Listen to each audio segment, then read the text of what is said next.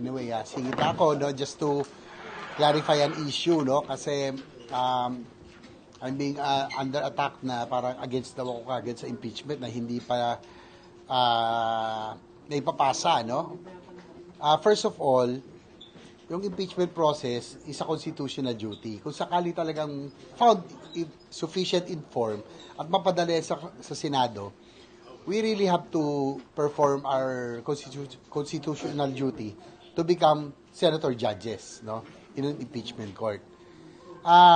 Una sa lahat, kaya ako po nabanggit na sabi ko, na-frustrate na siguro ako out of frustration na hindi ako pabor sa impeachment or lalo na sa mga political squabble dahil napag-iiwanan na tayo ng mga karating bansa natin, no? Both impeachment, no? Imagine our country is now facing 2 impeachments of the top 2 officials. Ano na lang ang ano nito, no? Ang implications sa international community, no? Na it creates a perception of political instability.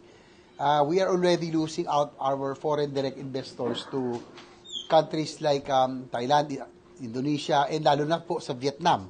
They're getting more than double of what we're getting.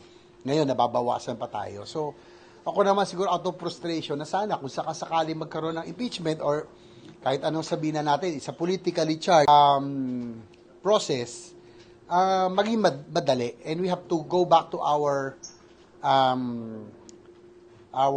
duty or yung ating po trabaho, no, na yung mga mas malaking challenges, no, infrastructure, healthcare, agri, food security, na syempre nasa sideline to with all of these things that are happening. May floodgate scandal, panay corruption, tapos impeachment, dalawa pa impeachment natin, kay President Bongbong Marcos, meron pa kay BP Sara.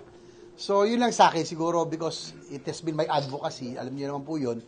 Consistent po ako sa infrastructure development, sa healthcare and all, na parang yung ating mga karating bansa, Vietnam and all, are doing all the right things while we are, kung hindi man nag-stagnate, parang nag-regress pa tayo na pag-iiwanan na tayo. So, doon po nanggaling yung sinabi ko na sana, kaya ako in a way against, pero sana mapabilis, no? But be rest assured na kung sakali man found insufficient informed, we really have to perform our duties as impeachment court judges.